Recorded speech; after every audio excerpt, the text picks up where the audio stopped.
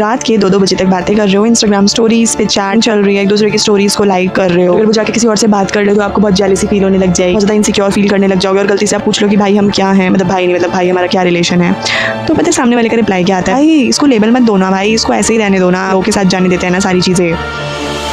What पता है आपकी और मेरी जनरेशन का ना ये सबसे बड़ा स्कैम है, मतलब जेनजी स्कैम बोलूंगी तो कोई बहुत बड़ी बात नहीं है। हाँ ये लग रहा है मुझे जेनजी स्कैम। तो यार तुम दोस्त बन के चिल कर पा रहे हो ना, तो तुम रिलेशनशिप वाला प्यार फील कर पा रहे हो ना, तुम्हारी अंडरस्टैंडिंग हो पा रही है।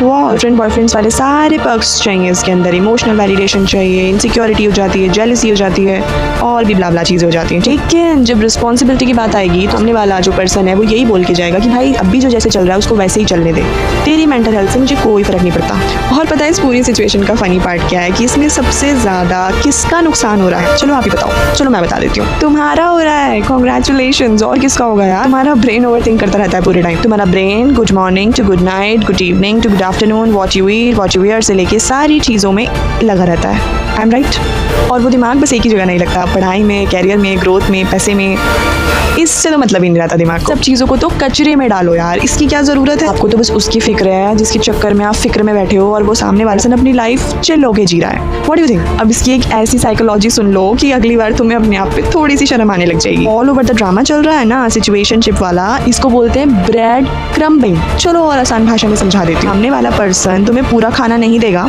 टुकड़ों टुकड़ों में देगा, जिससे तुम्हारी भूख बनी रहे और तुम बार बार अपने उस ओनर के पास उस खाने को लेने आते रहो, ताकि तुम उस सामने वाले पर्सन को छोड़ भी ना पाओ और तुम्हें भूख लगी तो तुम बार बार उसी के पास जाओ। नहीं नहीं नहीं, इसका मतलब मैं ये नहीं कह रही हूँ कि यार मतलब कि आपको ऐसे रखा जा रहा है या सामने वाले को ऐसे रखा जा रहा है, बट प्लीज़ इसके बारे में थोड़ा डेप्थ में जाके सोचो। वो जो ब्रेड, वो जो खाना है जिसको ब्रेड क्रम्बिंग कह रही हूँ ना, इसका मतलब है कि आपके साथ उन इमोशंस पे, फीलिंग्स के साथ आपको थोड़े थोड़े टाइम में वो फीलिंग्स और इमोशंस और वो वैलिडेशंस दी जा रही हैं, लेकिन कंप्लीटली नहीं दी जा रही हैं, जिस वजह से आपके अंदर की जो सेटिस्फेक्शन है, आपके अंदर का जो एक इमोशनल सटलनेस स्पेस है, उसे डिस्टर्ब करके रखा जाएगा। आपको कंप्लीटली पता ही नहीं चलेगा कि ये वाली साइकोलॉजी आपके साथ यूज़ हो रही है और सामने वाला बंदा सिर्फ चिल कर रहा है और सिर्फ आपका नुकसान हो रहा है, क्योंकि वो चीज़ ना आपको वो थोड़ा सा वैलिडेशन, थोड़ी सी तारीफ, थोड़ा सा इनसिक्योरिटी, थोड़ी सी जेलसनेस वो बंदा आपको दिखाता रहेगा, वो पर्सन आपको वो चीज़ शो करता रहेगा ताकि आप उसे छोड़ के जा ही ना सको। और यही साइकोलॉजिकल गेम आपके साथ कंटिन्यू लूप पे चलता है, जिस वजह से आपके कैरियर में आग लगे, बट आपको क्या फ़र्क पड़ता है? आप तो सिचुएशनशिप डेलू में जी रहे हैं। मैं ऐसा नहीं कह रही हूँ कि अगर किसी को आप पसंद करते हैं तो उसे पसंद करना गलत है, या फिर आप किसी से प्यार करते हैं तो उसे प्यार करना गलत है,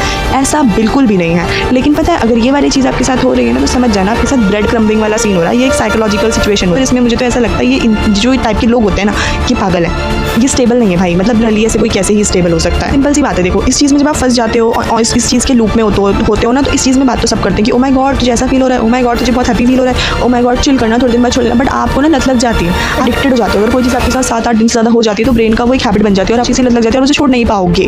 तो क्यों ना मैं आपको कुछ ऐसे सॉल्यूशंस दे दूँ। चलो सॉल्यूशन पे भी बात कर लेते हैं। सबसे पहली बात ना, स्टॉप डिकोडिंग। अगर वो कोई टेक्स्ट के साथ कोई इमोजी भेजे या ना भेजे, आपको उसे डिकोड करने की कोई ज़रूरत नहीं है। उसने कोई इमोजी नहीं भेजा है तो let it be like that, मतलब ठीक है ना, रहने दो। आप क्यों उस चीज़ को डिकोड करने में अपना ख़राब कर रहे हो? अगर आपको कोई जेन्युइनली पसंद करता है ना, तो वहाँ पे कन्फ्यूजन नहीं होती है। वहाँ पे आपका दिमाग ये दूसरी बार सोच ही नहीं पाएगा कि यार लिटरली क्या ये मुझे पसंद करता भी है या नहीं करता। जहाँ पे ये क्वेश्चन आ गया ना, रुक जाओ, अपने दिमाग की एनर्जी को वेस्ट करना बंद करो और रुक जाओ। दुनिया ख़त्म नहीं हो जाएगी उस पर्सन के लिए। आप सुना ही होगा कुछ लोग आते हैं लाइफ में आपको लेसन सिखाने के लिए, वो वही लोग हैं, ठीक है, वो आपके प्रॉपर हम सफ़र वाले अभी लाइफ का हिस्सा नहीं बने हैं। जो इंसान आपको कंफ्यूज रखेगा, आई एम प्रीटी श्योर वो इंसान कभी भी आपका साथ नहीं देगा, ये तय है। आप लिख लो इसे पेपर पे, अपनी डायरी में लिख लो, अपनी डायरी में लिख के अलमीरा पे लगा लो, और याद रखना वो इंसान आपका साथ नहीं देगा एट एनी कॉस्ट। और जहाँ ये कन्फ्यूजन होती है ना, सिंपल सी बात है, इसका मतलब ना ही तो होता है। तो यही पहला सॉल्यूशन है। अगर आपको कन्फ्यूजन मिल रही है तो ये ना ही है मेरे प्यारे दोस्तों, आपको कुछ एक्स्ट्रा करने की ज़रूरत है ही नहीं।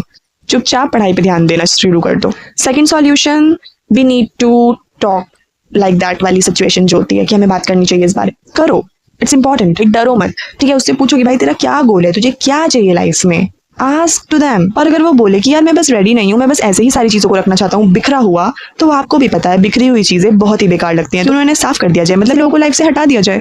क्यों अपने दिमाग में इतना प्रेशर डाल रहे हो? आप भी डिसाइड कर लो कि आप भी अपने कैरियर को खराब करने के लिए फ्री नहीं बैठे हो भाई। टाइम चला जाता है एक बार, क्योंकि हम लोग ह्यूमंस हैं।